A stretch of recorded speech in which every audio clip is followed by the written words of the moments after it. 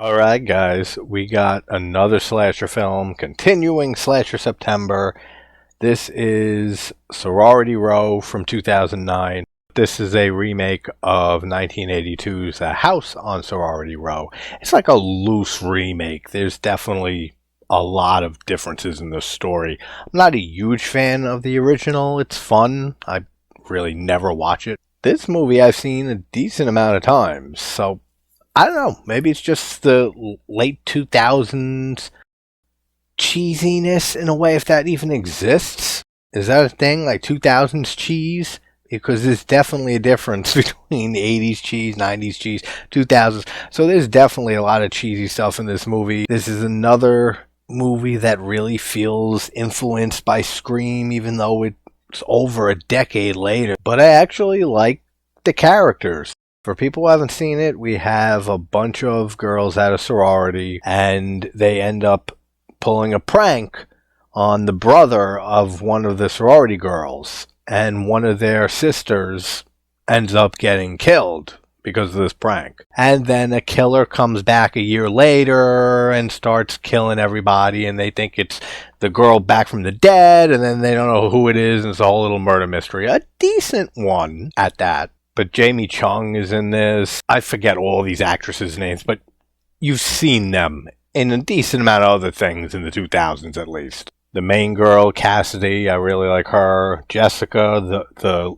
leader of the sorority, the head sister, who never shuts the fuck up. Total bitch. And then she gets what we all want her to get at the end with the killing utensil, the tire iron, but it's like a modified tire iron. That's really cool. And she gets it right through the mouth at the end, so she finally shuts the fuck up. That's great. Ellie, the nerdy one who really can't handle like this huge secret, and they're all worried that she's going to crack under pressure. And Chugs, who that's probably another big reason why I like this movie. I had such a crush on this actress, Margot Harshman, when I first saw this movie.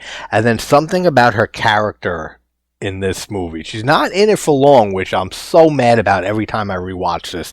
I wish she made it past like the half hour, 40-minute mark, maybe even less than that.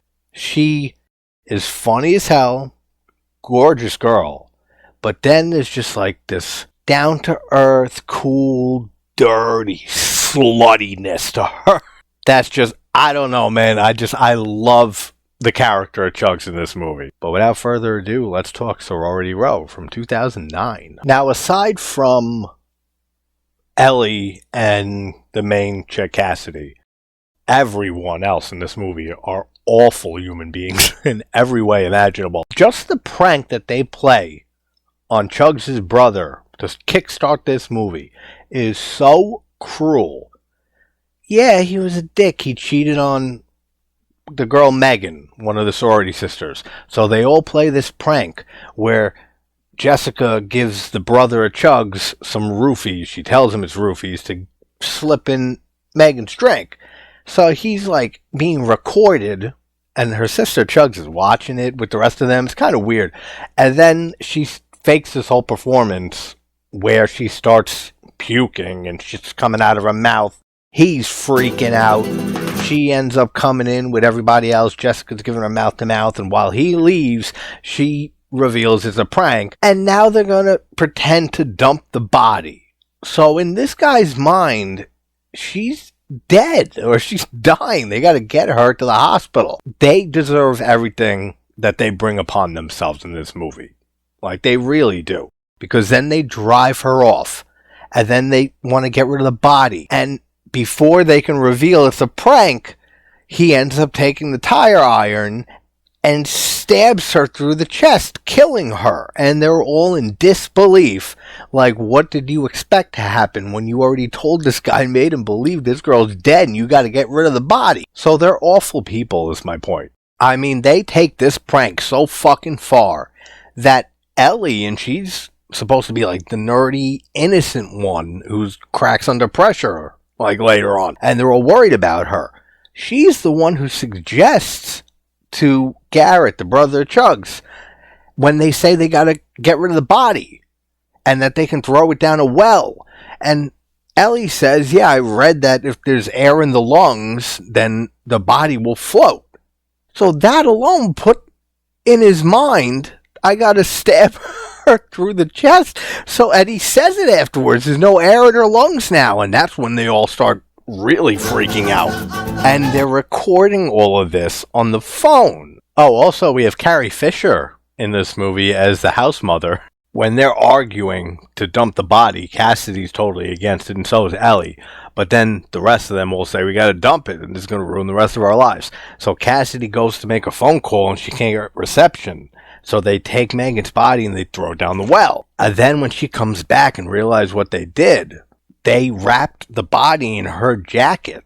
So that way, if she says anything, she's gonna get tied to this immediately. So they basically blackmailed her into going along with this secret and keeping it for the rest of their lives, which is a huge secret to keep. But don't worry, they're Theta Pi. They're used to it. That's exactly what Jessica says. And now it is a year later, and all is well with everyone. So they show their class graduating, and then Jessica is giving a toast that they do every year, and this is their last year as seniors graduating, and they're like putting renovations on the sorority house, and Mrs. Crenshaw, played by Carrie Fisher, the house mother, she ends up giving little bracelets to all of them. And then during the speech, which there's this whole other thing where Jessica's boyfriend, his father's like running for Senate, or he's a senator, and he might be like a pick for vice president, something in politics. He's a very high up politician. So he's very wary of Jessica, like being with his son and entering into the family, and that's supposed to be a whole red herring that never really goes anywhere. So they're there watching the toast, and then a few of them see what they think is Megan, and Ellie just fucking screams bloody murder and faints on the spot. And it's not Megan, it's her sister, who looks like her, which I love how they cut to the next scene, and Cassidy's helping Ellie in the kitchen or some shit, like to help her wound. I guess she hit her head. And Jessica walks in and says, who up and faints anymore? And she says, I saw Megan. It was her sister, dumbass.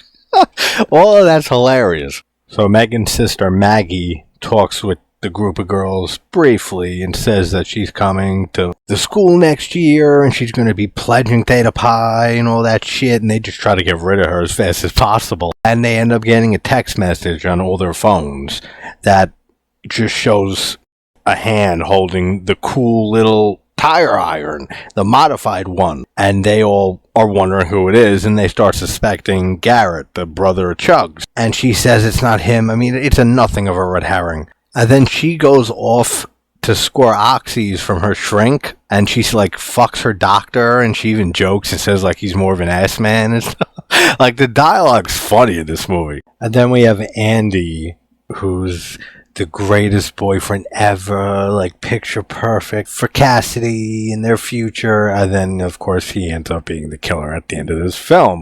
And actually I'm fine with it. I'm fine with his whole motive and everything, which was he didn't want anything to ruin their future. He's just a sick individual in love with this woman, and killed off everybody after Ellie, I think, lets it slip. And yeah, and that's why he finds out about what happened to Megan. See, I told you they worried about Ellie for goddamn good reason. She spilled the beans to Cassie's boyfriend, and he ended up going around killing everybody who knew about Megan's death. It's a fine motive, but we got a while to go to the end. But then we get our first actual kill when Chugs goes to her doctor to fuck him and finds him handcuffed to the bed already from a student before that, I guess. And he hears somebody when Chugs goes to like freshen up first. And he undoes the handcuffs and he stands up fast, and then the killer, which the killer's look, it's fine in this. It's just like a black robe with the hood up. It's not really original or anything, but it's cool looking. But he ends up throwing the really cool modified tire iron, and you don't see it go into this dude's head. You see the silhouette of it, and then blood splatter onto whatever that is, the curtain there. But it looks cool, so it gets a pass. I mean, the kills aren't great in this movie, but there's one or two, like Chugs is one that's coming up. Might be my favorite kill in the movie, next to Jessica's at the end just because how symbolic it is of her talking all the time and getting it in the mouth, which coincidentally, same with Chugs here. But she goes to take a sip of the bottle while she's laying down, and the killer just jams it down her throat, and she can't breathe, and then he jams it down even further, and then he takes a tire iron and smashes the bottle into her throat, and then the blood starts pouring like into the bottle. That looks really, really cool. That's a really cool kill. I just get very upset every time I see it because now Chugs is gone. And at just under 39 minutes. So I was close earlier. So you would think a movie called Sorority Row, a slasher film based around a sorority house, would have some tits and naked women in it. Now, this scene is very weird, and it feels like they put it in here just so there can be a pair of tits or two in this movie. And I think it might be because none of the cast wanted to do nudity. I'm not sure, but I think that might be what it is. Because this girl just walks into the shower room, walks up on Jamie Chung, doesn't know the shower's occupied. She has a towel on. And then Jessica comes, says, "Oh, are you a senior? This is only for seniors, these showers. As in, we're racist, get the fuck out of here." And she just says to her, if you wanted to see perfect tits, you just had to ask. And she just opens her towel, flashes her tits, puts it back, and then walks away. So it feels, I mean, I'm not complaining, but it feels like the only reason that's there is because they had to put some tits in this movie and the cast wouldn't do it, like the main cast. Actually, the second kill is pretty damn good too. This girl, this stupid idiot, this is why you don't eavesdrop. Because you don't know if you're eavesdropping on information that can get you murdered. And that's exactly what happens here. This other sister is showering, but she didn't get out. And they don't know she's there. So they start talking, Jessica and Jamie Chung, I don't know her actual name in this, about what happened to Megan and everything. So this girl's overhearing it. And since we find out at the end, the killer's Cassie's boyfriend, and he has to cover all the tracks up. He ends up killing this girl. He takes her into the shower and shoves her head against the wall, and then takes the tire iron and shoves it up through the bottom of her chin while holding her mouth, and then pulls it back out. Cool. Like, it looks really good. So now they're really starting to spiral. They find Cassidy's jacket, the one that they wrapped around Megan's body and dumped down the mine shaft. Sorry, it's not a well, it's a mine shaft. Like it fucking matters.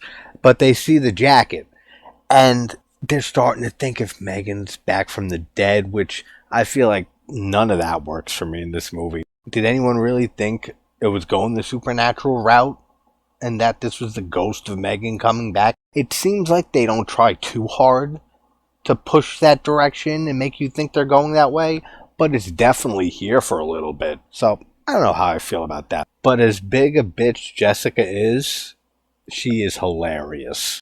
Ellie's freaking out in the corner, and she's saying, we all deserve to die. We're all dead. And Jessica turns around and says, nobody's dead. Well, Megan. That's great. Like, that's good humor. Then Ellie ends up, like, she needs this, ends up seeing the killer kill Jamie Chung's boyfriend. I forget his name too. It doesn't matter. Which is also a cool kill. He tries, I mean, stupidly. It reminds me of Scream with, what's her name? Going into the doggy door, the garage. But he tries going down a laundry chute. He gets stuck. He can't. So the killer threw the tire iron and stuck to the wall. So then he just turns it because it has different like weapons on each side of it. One's like, looks like a drill almost. One is just a straight up knife. That's why I keep saying how cool this weapon is. He turns it while it's in the wall, so the knife goes into the wall, and then he stabs it forward, and it stabs him, and the blood drips down. He's hanging upside down in this thing, and Ellie sees all this. So Ellie is obviously just broken at this point, and she goes and tries to tell them. And it's a graduation gown the killer's wearing. And then they all get a text message with the video recording from Megan's phone that fell next to her, and she had recording of the prank because she was obviously, the prank. She didn't know it was going to go this bad, though. And the message attached says to meet at the mine shaft that they dropped her down, or it goes to the police, the video. So now they got to go back to this mine shaft, and they're still playing a bit on the is it Megan back from the dead thing. And then they go down into the mine shaft, and Megan's body's missing, to further perpetuate that possibility. I don't know, none of that works for me. I never once, when I first saw this movie, thought that this girl came back from the dead. Yeah, man, Jessica is just the queen of delivering one-liners that are hysterical in this movie. They're all planning to leave to head over to the mine shaft, and she says, hurry up, we gotta go before Ellie sees the video. And then you hear Ellie scream, and she goes, too late. The humor is definitely another reason that this movie is a pretty decent slasher flick from the 2000s. But then, of course, to balance that, we get just absolute stupidity here, which they also try to throw the red herring out there that it's Megan's sister Maggie that's doing all these killings, and somehow maybe she found out and she's taking revenge for her sister. So they're going mad fast heading to this mine shaft because there's a time limit according to the text message of when this video is being sent to the police. So Jessica says, we got 14 minutes to get there. They're speeding down the road, and then Maggie is just standing in the middle of the road. She doesn't flinch. They just come to a complete stop, and then it turns out Maggie was just chilling there waiting for them in order to ask, I was allowed to come to the party, you guys just didn't let me. And then says Megan hated you to Jessica, which, I'm sure most of these sisters hate Jessica. But she was standing there in the middle of the road just hoping that they'd be driving by at 40, 50 miles an hour. She's playing chicken with them, and she doesn't even move out of the way of a speeding car. Whatever. Again, man, Jessica killing it. I forgot all about this part, too. So, I know that they got to the mine shaft, and they see Garrett there, and his wrists are slit. He tried killing himself because of what they made him do. He's been suffering with this for almost a year. I forget exactly how much time passed since Megan's death. I want to say a year, but who cares? And he's standing there with the knife that he used to, I guess he just slit his wrist right before they pulled up. And before Cassidy or anyone could figure out exactly what's happening, they're aiming a gun at him and stuff like that. But it's obvious that he just slit his own wrists and that he's not the killer. And before any of the story can get out or they could get him help or anything like that, the car just mows him down. Jessica gets in the car and runs him over and then backs up and runs him over again. Says, take that, you fucking freak, or something like that. Then she gets out and Cassidy says, oh my God, you killed him. Looks like he won't be sending us any more text messages. I don't know the actress's name who played Jessica, but I forgot just how funny she is in this. And then, they find the same messages on Garrett's phone, proving that he didn't do any of these killings. Too late. And they go back to thinking it's fucking Megan back from the dead, or she wasn't really dead. And then they say there's only one way to find out, and that's when they go down the mine shaft. It's only Cassidy who goes down, which, why the fuck is she going down?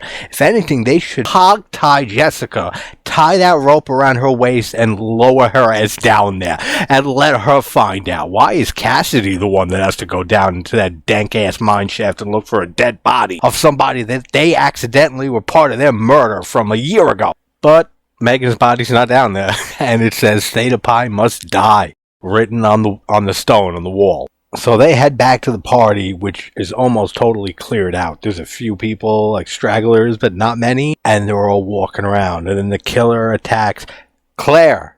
That's Jamie Chung's character. And she gets pulled when she's banging on the door for them to open, but they won't open the door, mostly Jessica. And then she gets pulled, with a wire or a cord or something, gets yanked into these bubbles, from the jacuzzi. And then a flare gets shoved into her mouth. Oh, that's cool too.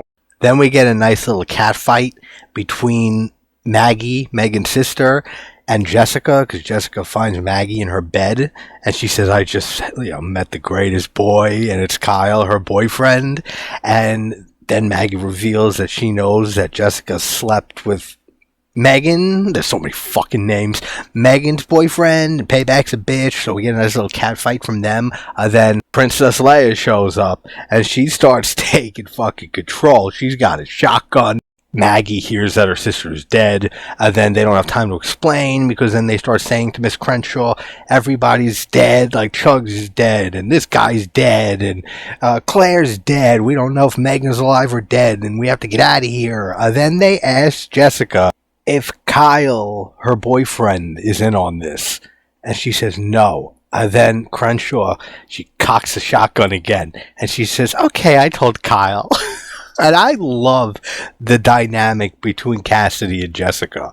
The way that she calls Jessica out on all of her bullshit and how self-centered and selfish that she is. And she comes out, of course you did. Like, what happened to all your bullshit of sisterly, honor or solidarity and all that bullshit? Really cool dynamic between the two of them. And unfortunately, Miss Crenshaw doesn't have Princess Leia Jedi powers that are untapped or anything like that. She ends up getting her ass murdered. But she's walking around with the shotgun. She tries shooting the killer once or twice.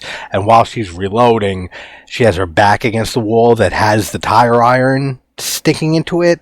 And he takes the table and pushes it into her, which pushes her back against it. And it comes out through her chest. That's cool. And she's a badass in this movie, but she has a lot of heart. She's not in it much. She's in the very beginning when she leaves, and then she comes here at the end. But her last dying words are, stay away from my girls, and then fires one more shot before she dies. Like, you can't say this woman didn't have a huge heart and cared about her girls. Then they make you, again, it's another not too great red herring with Kyle, because that's who they're looking for, Jessica's boyfriend, why they came back to the house. And they finally find him. And they make you think he's the killer because he fucked Maggie, Megan's sister. And he gets physical with Jessica. So then Cassidy and Jessica are fighting back against him. And then he's acting like a psychopath, running after them, trying to find them like he's the killer, just to make you think he's the killer, just for a little psych out to find out it's really Andy, Cassidy's boyfriend. I don't know how I feel about the whole. I feel like they could have cut this movie a good 10 minutes. I mean, it's an hour and 41 minutes long. There's definitely some pacing issues in the third act here, but I feel like it's just a waste of time having any of this to do with Kyle possibly being the killer. They should have just had his ass get murdered like he's about to by Andy, and then have the reveal Andy's the killer. I don't know. Oh, and then they're hiding Cassidy and Jessica in the bathroom, and they find Megan's skeleton and rotting corpse hanging in the shower, and they go, oh, it's Megan. And Jessica goes, oh, she looks terrible. She's so good at this. So yeah, Kyle ends up strangling Cassidy like he's a maniac, all because his father can't have any of this come out because it would ruin his political campaign, and that whole side plot is whatever. It doesn't have to be here. And then he gets axed in the back of the head by Andy, and then she finds out that it's been him. And again, his motive is fine. I mean,